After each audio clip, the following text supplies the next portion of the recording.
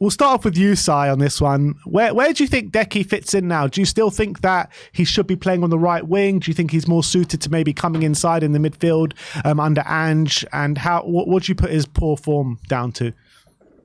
I always prefer him in the middle, to be honest. However, there's a slight complication that Johnson's in such great form at the moment, and it's very easy to compare the two players in that kind of wide position, in the sense that one is doing a lot better than the other, both from an assisting perspective and, of course, now the goals. I mean, I don't know how many Kulu's got. It's like maybe 6 or something. The assists aren't as good as they've been in previous seasons. What the answer is to that as to why, I don't really know. But for me, like, Kulu is a very unique talent in the sense of the way that he glides past players, the drive forwards. I mean, there's some instances, I remember even the Luton game, the way he just pushes himself forwards and can get those just last minute toe pass throughs to make those opportunities. And sometimes they come off, sometimes they don't, of course. But he's been very influential in a lot of the amazing goals this year.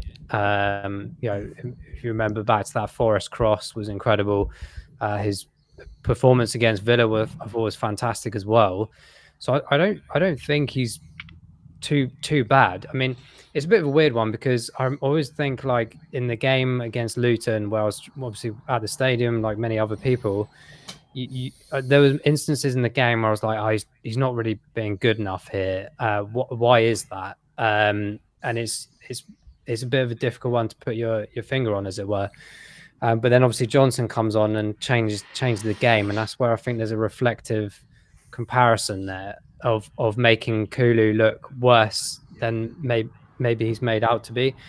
And I think he's not actually that bad a player. As I said, I think he has a lot of influence on the game, a lot of drive, but I think a lot of that in previous games has come through that middle position.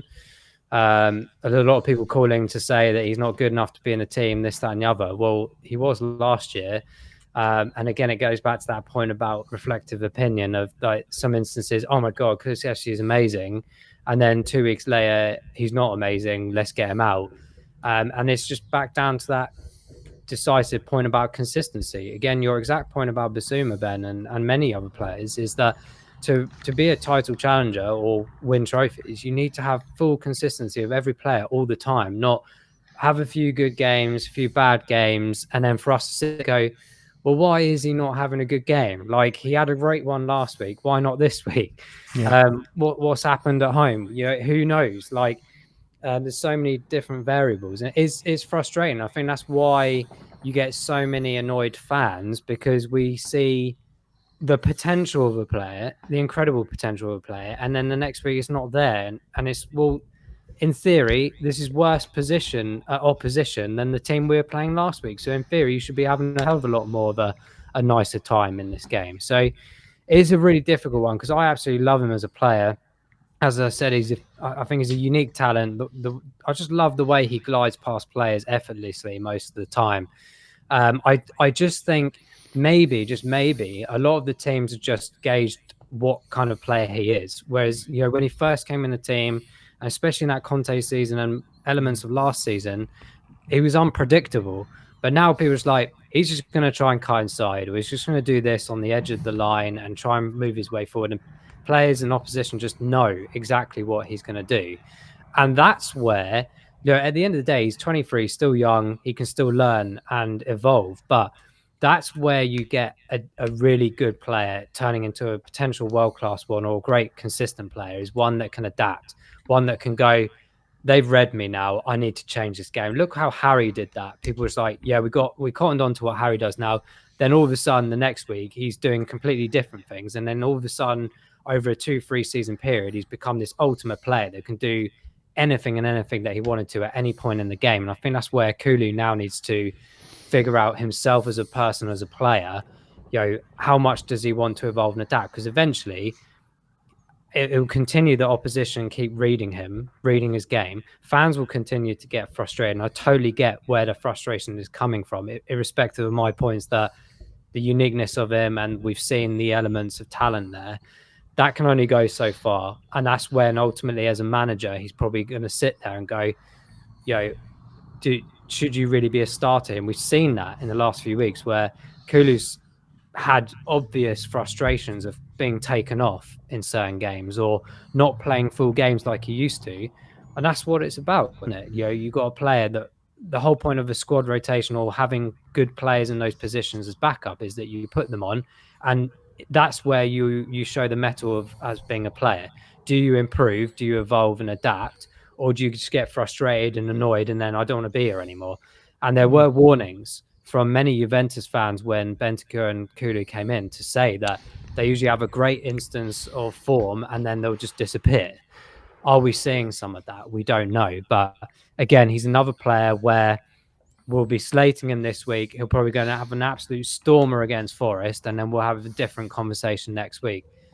The overview of that is we don't want to have that continuation of conversation 50-50. We want to be talking about these players in the fathom of being 100% all the time. So that's kind of like the dilemma in my head, that's for sure. Yeah, I mean, Royce, where do you sit with it? Do you think, I mean, where do you see Kulusevski fitting in, essentially? So I think that he undeniably has some really amazing attributes as a footballer in general.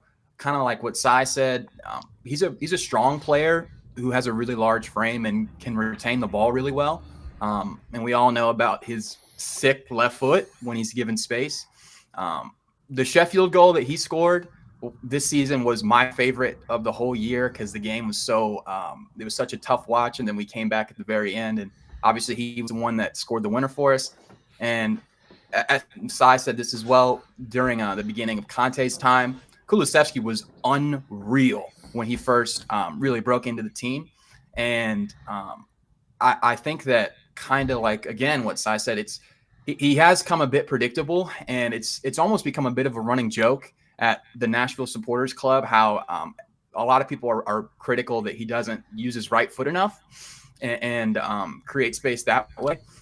And so, like I was saying before, when you consider his attributes of what he's really good at, and when you consider at winger what attributes in Ange's system that you really need to be important for success is pace and being able to beat a left back or a right back with the dribble move one-on-one and create space by yourself.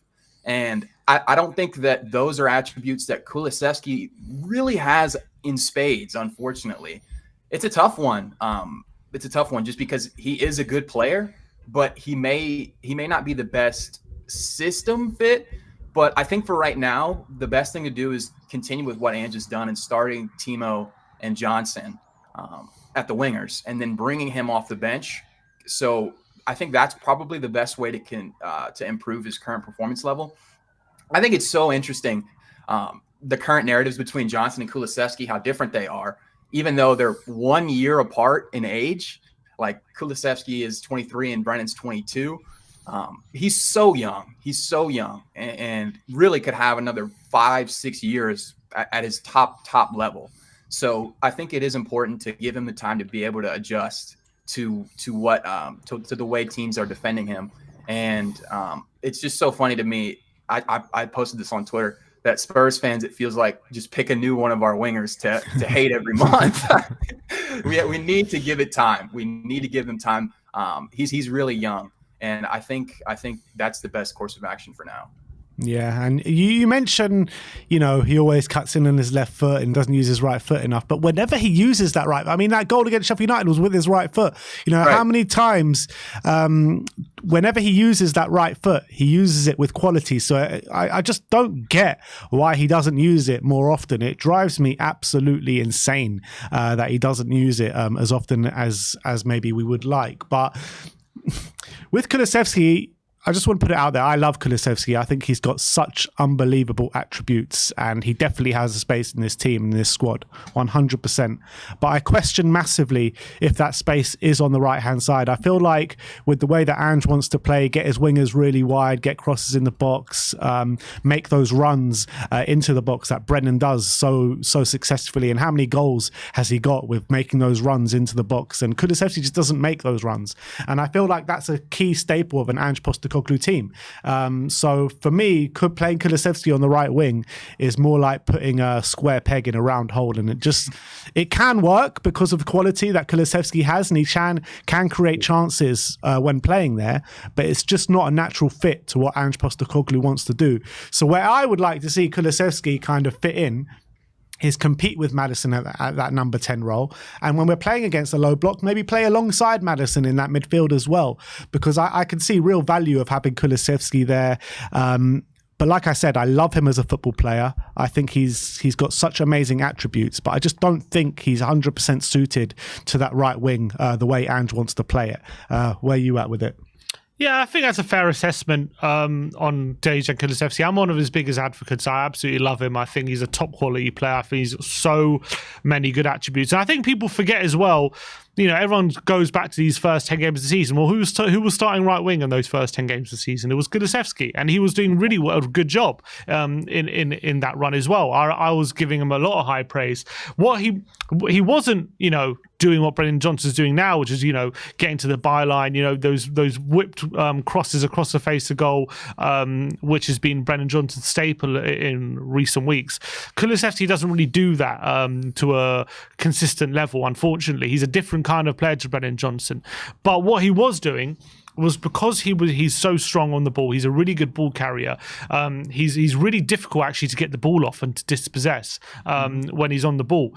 So what he was doing when he was getting the ball, he was driving into the penalty area and causing a lot of problems for opposition defenses. Because when you get that someone like Kulusevski on the ball, I think at some one point in the season, I think it was maybe halfway through the season, he was the highest player in the whole league for carrying the ball into the penalty area, and that's a really important quality to have when you've even from a player on the wing as well. I think he has had obviously good games on the wing. Even recently he has. I look back at the Villa game where I thought he played on the right wing and had a really great game. I think he ended up getting with 2 assists on the day. Actually 1 assist. He went down the right, cut it back on his right foot for Son, who obviously ended up scoring, I think it was the 3rd goal on the day.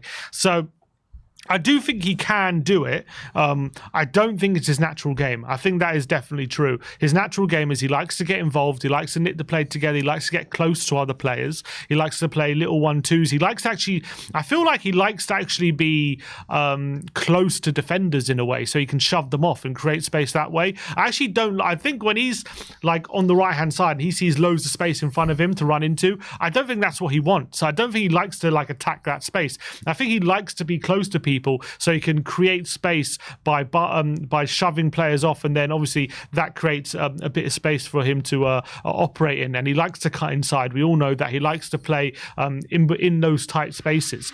Now the thing is, recently, and I think Ange has definitely said it, he likes his wingers to, I think what Andrew wants from his wingers, he wants wingers who love to attack those spaces. He loves wingers to take on players, run at players, commit them, and obviously beat them one-on-one. And then more often than not, what I think he really wants is a winger to get to the byline and whip it across the face of goal. I think that's what he's got with Timo Werner on the left-hand side. That's what he's got with Brennan Johnson on the right-hand side. And I think that's also what it does is it makes the pitch a lot wider, because both wingers are hugging the touchline, and it creates more space for the players in the centre to operate in. And now Kulusevski does things in a different way. Doesn't mean he can't be effective, which I do think he has been effective in many games, but definitely recently has caused us problems. And what I've said previously, I do definitely think is true. I actually don't think Decky himself individually is playing badly or is doing bad things. Like, for example, that everyone points that Luton game, you know, where even Ange pointed out, and I think it was fair to say, he kept cutting inside. He wasn't doing what he wanted. But even in that game, he could have gone into half-time with 2 assists if the finishing was better from those attackers. So I think that's evident that even what I'm trying to say is, what I like about Kulusevski is, even when maybe he's not doing the right things, he's still contributing to the team. He's still creating chances for us. But the reality is, when he's not doing those things that Ange is asking him to do, it is hurting the team. As much as he's doing good things for the team, as a team dynamic, what it does is it clogs up the spaces. It doesn't allow for spaces in the central areas to be operated in by the likes of Sarr and Maddison. So they, you know when you see Sarr run through the heart of a midfield and attack that space in between the fullback and centre back, that doesn't happen if Kulusevski is continually operating inside, and that's something he has to learn to try and stay wider. But it's going to take some coaching out of him, because that isn't his natural game. He likes to get on the ball and knit the play together with other players. So I think, Decky said himself, he likes to play in the centre. He sees himself more as what he calls what's called a Mazzala, which is a player who's kind of a half centre mid, a half winger. It's what I compare like a Bernardo Silva kind of player, someone who's comfortable in the central areas, but also is comfortable out wide. But then the question is, if he does sees him like that, what is the position for him in this kind of team?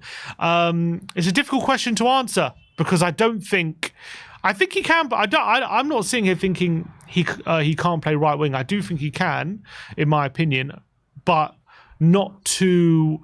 But does it hurt the team in some incidents when he does play right wing? Does it hurt the team? I would say yes, it does. So in those incidences, he needs to be more central. So I think it's about a game state, I guess. It's difficult to put your finger on. I would love him to be a number 8 next to Maddison. I actually don't think he is creative enough to be the prime creative, you know what I mean? I think he's more of a ball carrier, dribbler, and like short range passer. I don't see him as a guy who will sit on the edge of the area and like pick a lock with incredible passing range, like someone like a Maddison will. So I don't think he actually has the creative tools to be a prime creator, but to be a secondary kind of creator next to a Maddison, I think he's more than creative enough to do that kind of role. The question is, you've got Sai, you've got Bentancur. Is there a space for him in the number 8? That's a difficult question. So maybe, you persist with him on the right wing for now until we have better alternatives. Obviously, we have Ben and Johnson there at the moment, and so you have him maybe rotating the right wing and see if he can learn that way of playing at the moment. It is a bit of an awkward conversation because, when he first came in, he was an unbelievable right winger when he first came in under Conte.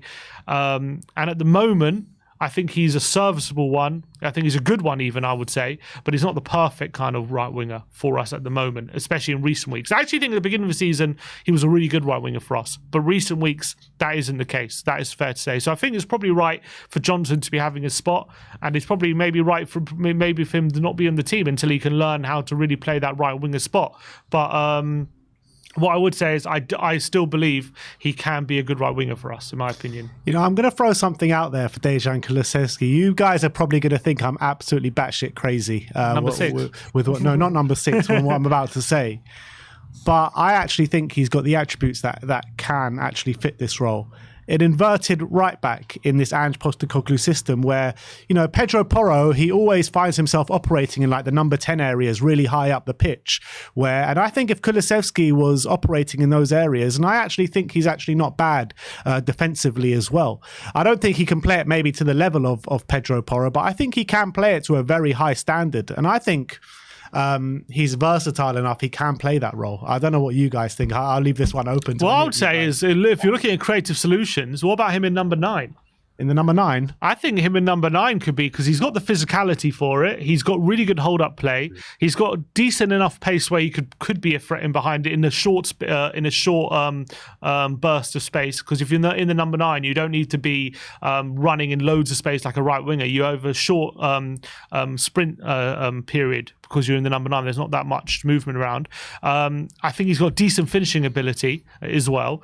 I think a number 9 maybe, like a false 9 kind of position might be something. In terms of right back, I think he probably has the attributes for it. I think he would hate doing it. I don't think he would want to do it at all. But it's not a natural right back though, is it? I think it's a different, he'll find himself in the areas that he'll like to be in. Every time we lose the ball, he's going to have to be sprinting back into that right-hand position. I think he's going to hate doing that. I think he probably has the attributes for it. I don't think he would want to do it. That's all I'm saying. Royce, what's your feeling? Yeah, so just on both of you guys' talking points, in terms of right back, I agree, Ben, in what you're saying. Moving forward, I think that he totally could fit the system, but I haven't seen him defend one-on-one, and obviously in the Premier League, that's a different kettle of fish. The wingers that he's going to be going against, it took Porro a little bit of time to really get to grips with it, and he's such a tenacious defender now. So that I do worry about. Obviously, whenever we lose the ball, we're really, really open a lot of the time to counterattacks. And so I also do question whether he has the pace to be able to get back fast enough, when we're caught out, to really try and get in front and stop opposition moves. But I do understand what you're saying. I don't think you're completely crazy. I understand where you were coming from with that. I just have a few worries in terms of right back. But in terms of the number 9 position, off what you were saying, Sim, I think I agree. I think especially against low blocks, he could be a really valuable resource because he has a big frame. He's a big guy, and he's able to link up passes really well. So and be able to retain the ball, with a lot of defenders around him. So I definitely think that's an experiment worth exploring, especially when either Richarlison is hurt or Sonny a lot of the time isn't as effective in low blocks as well. So maybe move Son out to left wing. There's a lot of options, but I definitely could see him playing in the number 9 against low blocks. Yeah, and also cause of his size, I've never seen him challenge in the air, but I imagine he won't be too bad in the air because of his sheer strength. Like, why wouldn't he be good in the air? In terms of getting crosses in the box or a different avenue. Scored one against City, didn't he? Yeah, that's true. So, Sai, what do you think? Right back, number 9, where are you sitting with him? I think he's too slow for right back. Exactly what Roy said in regards to that pace that you need when wingers are attacking you. That number 9 position is definitely my favourable for him. And I think that's his favourable as well from what he's been saying in previous interviews and things. And to that point of even the Man City goal, I think what was quite interesting is, I think it was the documentary that he released recently where he was talking about that goal in particular, that actually the entire dugout was shouting to Kulu to get into the middle of the box because they knew that cross was coming. There was no other height or strength in that box, and obviously his momentum, I think it was against Ake at the time, just absolutely canes the ball into it was a slightly slow curve, wasn't it? But I think it was that middle position that's perfect, and it proved that he can take people by surprise in that box in the middle format, and I think that could be absolutely perfect. To not suggesting at all he's going to be on Kane's momentum of headed goals or anything like that, but I do think we miss significantly the physicality in the box when those crosses come in. Most of them tend to be along the ground and just hope for the tap in. 9 times out of 10, it's not always working. So I think we need to have that different dimension. And he's that kind of player that stitches everyone together, that can beat players very, very sneakily and very cleverly as well. And he has a sensational left and right foot. So use that to your ability, almost like when Lo Celso comes on, when he got those great goals against City as well, from those middle positions. Why are we not trying it enough from those areas? Instead, constantly just down those lines, trying to get the ball in or walk it in. You have to have a different dimension. And I think Kulu could bring that. And if you've got, I don't know who plays where anymore.